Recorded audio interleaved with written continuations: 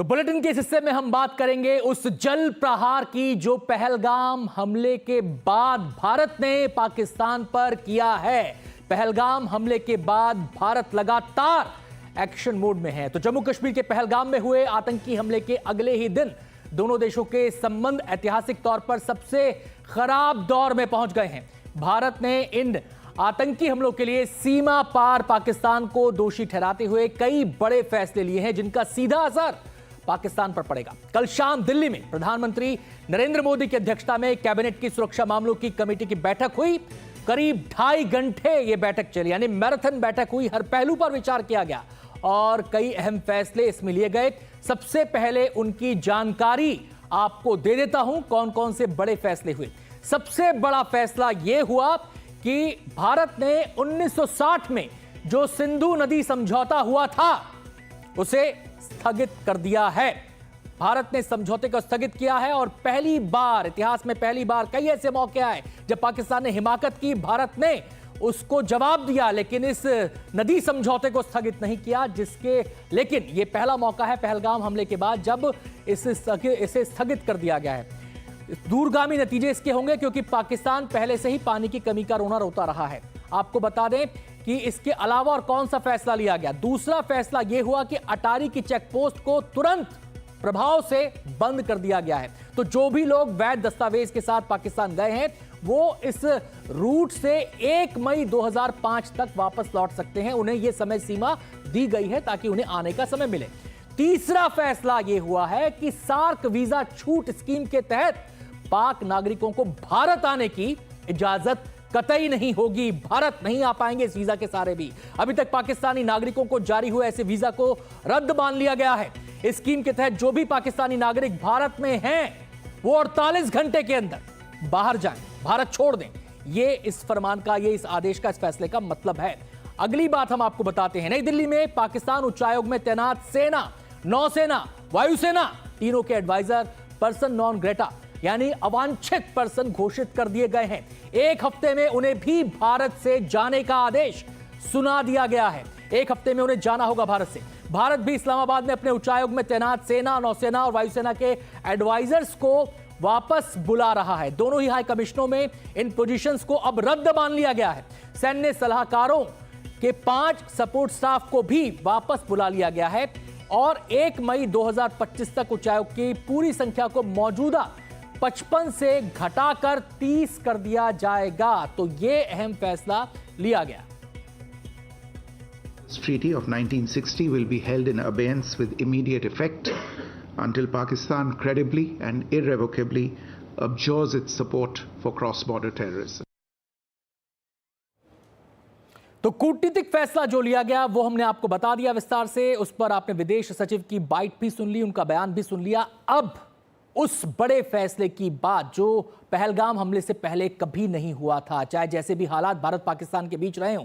कल एक बड़ा फैसला यह हुआ कि भारत ने सिंधु नदी जल समझौता स्थगित कर दिया, जिसकी काफी समय से संभावना जताई जा रही थी। बातें हुई थी इस बारे में, लेकिन फैसला नहीं हुआ था। इस बार फैसला भी हो गया। भारत पाकिस्तान के विभाजन के बाद दोनों देशों के बीच बहने वाली नदियों के पानी के बंटवारे का मुद्दा एक बड़ा मुद्दा रहा है। ये सभी नदियां भारत से होते हुए पाकिस्तान में बहती हैं, जिन्हें सिंधु नदी घाटी की नदियां कहते हैं। तो ये पूरा इलाका, आप इस नदी घाटी के एरिया को देख रहे हैं स्क्रीन पर। ये नदियां हैं सिंधु, झेलम, चिनाब, सतलुज, रावी और व्यास। भारत का इन सभी नदियों के पूरे पानी पर दावा रहा है, जबकि पाकिस्तान इन नदियों पर अपना दावा करता रहा है। पाकिस्तान का बड़ा इलाका, इन्हीं नदियों की वजह से उसे जान मिलती है, यानी कि इन्हीं नदियों की वजह से वो गुलजार होता है। वहां लोगों को पीने का पानी मिलता है, वहां खेती में इन नदियों का पानी का इस्तेमाल होता है। वहां की अनाज उपलब्धता, यानी जो रोटी पाकिस्तान खाता है ना, वो इन नदियों के पानी पर ही टिकी हुई है। इन नदियों को लेकर 1948 में पहला समझौता हुआ, जिसमें पाकिस्तान द्वारा सालाना भुगतान के बदले भारत को उसके लिए पानी छोड़ना था। लेकिन यह फैसला कई असहमतियों के कारण नाकाम हो गया। इसके बाद वर्ल्ड बैंक ने दोनों देशों के बीच सिंधु नदी बंटवारे पर बातचीत की। उसकी शुरुआत हुई। बातचीत के बाद 1960 में सिंधु नदी समझौते पर दस्तखत किए गए। इस समझौते के तहत 6 नदियों, कौन कौन सी? सिंधु, झेलम, चिनाब, सतलुज, व्यास, रावी के पानी का बंटवारा किया गया। इसके तहत पूर्वी नदियों का पानी का जो हक था वो भारत को मिला, पूर्वी नदियों के पानी का हक भारत को मिला। ये नदियां कौन सी हैं पूर्वी नदियां? वो है रावी, व्यास, सतलुज, और इनके पानी का हक भारत को दिया गया इस समझौते के तहत। और पश्चिमी नदियों के पानी का हक पाकिस्तान को मिला। अब ये 3 नदियां, पश्चिमी नदियां कौन सी हैं वो जान लेते हैं। वो है सिंधु, झेलम, चिनाब। इसके पानी का हक पाकिस्तान को दिया गया। भारत को पश्चिमी नदियों सिंधु, झेलम, चिनाब के पानी पर सीमित हक दिया गया, उनका हक सीमित था। समझौते के तहत पश्चिमी नदियों पर भारत पन बिजली परियोजनाएं बना सकता है, यह परमिशन भारत को थी, लेकिन ऐसी परियोजनाएं बने जिनमें पानी का भंडारण और डिजाइन ऐसा हो कि पाकिस्तान को पानी मिल सके, यानी कि पाकिस्तान को पानी की उपलब्धता सुनिश्चित की गई। इसके लिए भारत ने पश्चिमी नदियों पर किशनगंगा और रातले बांध बनाए हैं, जिन पर पाकिस्तान को ऐतराज रहा है। भारत ने बनाए हैं बांध, लेकिन पाकिस्तान इस पर ऐतराज जता रहा। इन बांधों के डिजाइन और भंडारण को लेकर पाक का विरोध रहा है। विवादों के समाधान के लिए एक स्थायी सिंधु जल आयोग का गठन हुआ। इसके अलावा सिंधु आयोग की साल में कम से कम एक बैठक होनी होती है, जिसमें बातचीत होती है, आदान प्रदान डेटा का किया जाता है, तमाम पहलू इस बातचीत के होते हैं। अगर नक्शे पर देखें तो आप देख सकते हैं कि इन सभी 6 नदियों को सबसे ऊपर आप देखेंगे तो वो सिंधु है, झेलम है, चिनाब है। ये नदियां आपको नजर आती हैं, जिन्हें पश्चिमी नदियां कहते हैं, और इनके बाद रावी, व्यास और सतलुज हैं, जिन्हें पूर्वी नदियां कहा जाता है। भारत ने झेलम नदी पर किशनगंगा बांध बनाया है और चिनाब पर रातले बांध बनाया है, और बगलीहार बांध जिन पर पाकिस्तान को ऐतराज रहा है। इसके अलावा रावी नदी पर बनाए गए शाहपुर कांडी बांध से भी पाकिस्तान को ऐतराज है, जबकि भारत ने इसे उस नदी पर बनाया है जिस पर भारत का पूरा हक है। इस पर भी पाकिस्तान को ऐतराज है।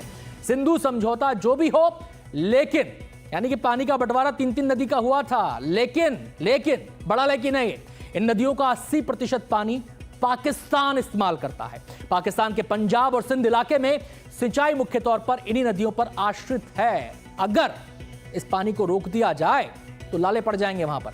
आज के फैसले के बाद भारत जो सबसे पहला कदम कर सकता है वो ये कि नदी से जुड़े आंकड़ों को साझा करना बंद कर दे। देखिए, जब बात आती है पानी की, वाटर मैनेजमेंट की, तो डाटा एक बड़ा रोल प्ले करता है। अगर डेटा शेयरिंग बंद हो जाए तो पाकिस्तान को यह पता नहीं चल पाएगा कि नदी के ऊपरी हिस्से में पानी कम है या ज्यादा। और जब डेटा ही नहीं होगा, पानी की मात्रा के बारे में ही जानकारी नहीं मिलेगी, तो वो समय के हिसाब से, मौसम के हिसाब से, परिस्थितियों के हिसाब से पानी का मैनेजमेंट नहीं कर पाएगा, उस हिसाब से अपनी योजनाएं नहीं बना पाएगा, जिससे पानी की किल्लत हो सकती है।